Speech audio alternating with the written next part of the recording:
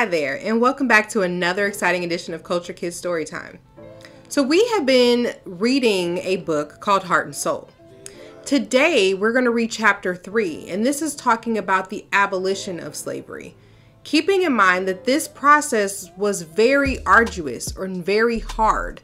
So, it's something that our people, along with our allies or people that believe slavery was wrong, we both had to work together in order to overturn some very harsh and unfair laws in this country. Those laws were not overturned easily, and it gave rise to other legislation or other laws that were created to keep us oppressed, even as the slave trade was brought to an end. So let's hear the next part of the story around abolition. That which is not just is not law. William Lloyd Garrison, an abolitionist. I expose slavery in this country because to expose it is to kill it.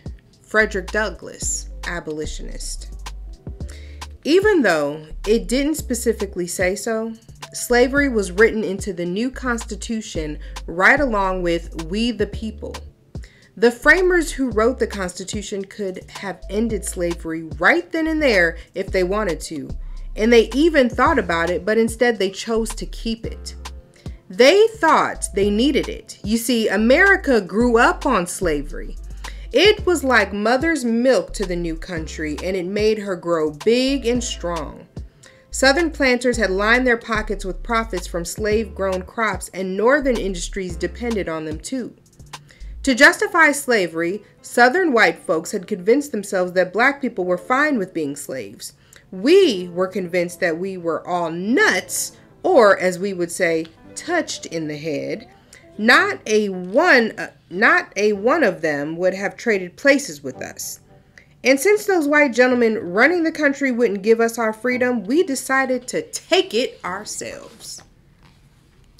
One of the slaves on Pap's plantation had taught himself to read, which was very dangerous, because if white folks had found out, he would have got a sound licking.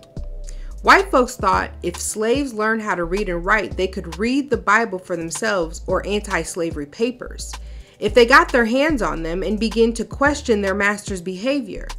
They also might be able to communicate with other slaves and anti-slavery folks outside of their plantations.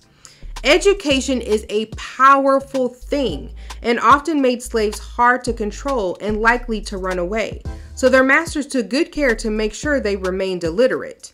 In fact, at the time it was illegal for slaves to read or write. A lot of them learned anyway. They tricked their young masters into teaching them the alphabet or finding a spelling book and sneak off to learn it, and then teach the other slaves. As it turns out, white folks were right about slaves who learned to read. That boy from Pap's plantation eventually ran away to Massachusetts, where he became a great speaker, talking to large crowds of white folks about how terrible it was to be a slave. He also wrote a narrative about his life that made him very famous. Many came to know him as the Lion of Anacostia. Pap knew him as Frederick Douglass. Up north, Douglass joined with other free black folks, former slaves, and good white folks who were trying to end slavery. They were called abolitionists because they wanted to abolish slavery. Abolitionists were everywhere, even in the South. They worked with folks like Harriet Tubman to help slaves escape to the north by way of the Underground Railroad. Not a real railroad, but a loose network of safe houses and secret routes, preaching about the awfulness of slavery as one of the best ways to fight it, and Douglass and Tubman did their best to spread the gospel. They lit a fire inside many a slave to take their freedom, but it was a hard row to hoe. Even though slavery was dying out up north, it was getting stronger down south. Cotton was the most profitable crop in the country, and plenty of slaves were needed to grow it. To meet the demand for more cotton, tens of thousands of slaves in northern slave states were marched hundreds of miles on foot out west and down the Mississippi River into the deep South. Pap remembered seeing a group of them tied together like horses to a wagon, marching down the road past his plantation. New states were being added all the time as Americans started settling the West. Congress would determine whether or not each new state would allow slavery, and it was always a fight. As the country grew in size, so did the tension between North and South. Then in 1854, Congress passed the Kansas-Nebraska Act, which left it up to the settlers of the new territories to decide whether or not to allow slavery. The new law allowed slavery to exist above the Mason-Dixie line. The symbolic dividing line between North and South at the border of Maryland and Pennsylvania, which was drawn 34 years prior during the Missouri Compromise. This scared the pants off anti-slavery folks because the compromise made it so that slavery would be limited to the South. But now slavery seemed to be on the move. It put a fire in the bellies of abolitionist folks to work all over the Union, including a country lawyer named Abraham Lincoln. Because of it, that fellow decided to run for president. Southern white folks couldn't stand Lincoln. He had often spoken out against the spread of slavery, and Southerners were convinced that if he were elected president, it would spell the end to their way of life. It's no wonder why slaves and free black folks took an instant liking to the country lawyer. In him, they saw a chance to put an end to slavery for good. The truth, though, was that Lincoln didn't have any intentions of abolishing slavery, and very publicly said as much. But Southerners didn't believe him. Slaves on Pap's plantation were following the election closely, eavesdropping on the white folks in the streets and at the dinner table. Election day came and went. Lincoln didn't get a single vote in the South, but won the election anyway by winning the popular vote in all but one of the northern states.